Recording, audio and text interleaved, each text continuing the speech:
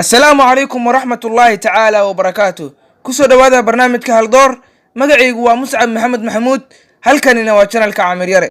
أقبلت يا رمضان الخير مستبقا والقلب يشتاق دوما أنت تروينا يا درة الكون طاهر نبض خافقنا فالجرح كبلنا فاغسل معاصينا. waxaynu soo gaarnay tobankii ugu dambeysay ee bisha barakeysan ee Ramadaan waxaana ku sugan kheyraad iyo ajar fara badan waxa kale oo ay leedahay fadliyo aad u ballaaran waxaanu isku day doonaa in aan wax badan ka tilmaamno fadliga tobanka ugu dambeeya ee bisha barakeysan ee Ramadaan waxyaabaha u qaaska ah tobanka dambe ee Ramadaan nabigu sallallahu alayhi wasallam aad ayuu ugu dadaali jiray cibaadada waliba si aan u dadaali jirin waqtiyada kale waxa ku sugan saxiixul muslim xadiiska Aisha laga warinayo رضي الله عنه نبي صلى الله عليه وسلم وحو كود ذالي جري عبادة طبانك دنبه سيانو وقود ذالي جري وقت يذكله وحاكو سوغن بقاري حديثة المام يسيدو نبي صلى الله عليه وسلم وعبادة سنجري طبانك دنبه بيش بركيسان اي رمضان وحانا كميت مركا اي قادة طبانك دنبه بيش بركيسان اي رمضان نبي صلى الله عليه وسلم قنت يؤدكيسان جري هبينك ونولين جري اهل كيسا ونتوسين جري حديث كاليغا ورينا عائشة رضي الله عنه nabigu sallallahu alayhi wasallam labaatanka ugu horeysay ee bisha barakeysan ee Ramadaan marna wuu seexan jiray marna wuu cibaadeysan jiray laakiin tobanka dambe ee bisha barakeysan ee Ramadaan wuu soo jeedi jiray guntiga ayuuna adkeysan jiray axaadiistani waxa ay tusinaysaa fadliga faraha badan ay leedahay tobanka dambe ee bisha barakeysan ee Ramadaan iyo sida uu nabigu sallallahu alayhi wasallam u dadaali jiray inagana ayna la gudboonaatay in aynu ku dayo mar hadii uu suubanaheena Muhammad sallallahu alayhi wasallam u dadaali jiray si aanu u dadaali jirin waqtiyada kale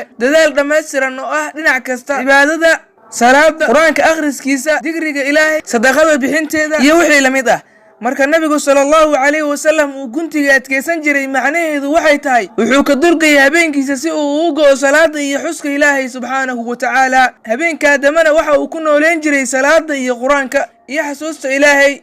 oo ah qalbiga carabka iyo xubnaha waxyaabaha u gaarka ah tobankan waxa kamid ah in uu nabigu sallallahu alayhi wasallam uu sameeysan jiray i'tikaafku waa adiga oo laasima masaajidka si aad waqti ugu hesho cibaadada ilaahay subhanahu wa ta'ala waana sunno ku sugan kitaabka ilaahay iyo sunnada rasuulka sallallahu alayhi wasallam ilaahay subhanahu wa ta'ala waxa uu quraankiisa ku yiri suuratul baqara aayada 180 أحل لكم ليلة الصيام الرفث إلى نسائكم هن لباس لكم وأنتم لباس لهن علم الله أنكم كنتم تختانون أنفسكم فتاب عليكم وعفى عنكم فالآن باشروهن وابتغوا ما كتب الله لكم وكلوا واشربوا حتى يتبين لكم الخيط الأبيض من الخيط الأسود من الفجر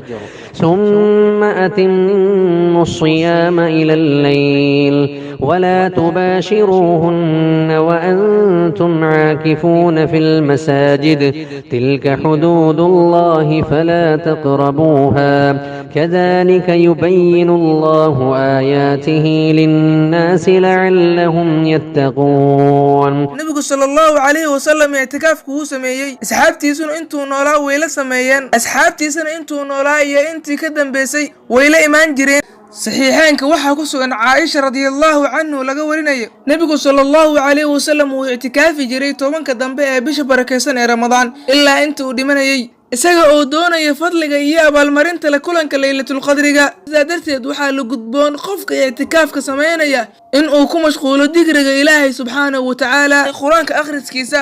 iyo salaada iyo cibaadooyinka kale waana in uu ka dheeraado sheekooyinka aan waxba tareen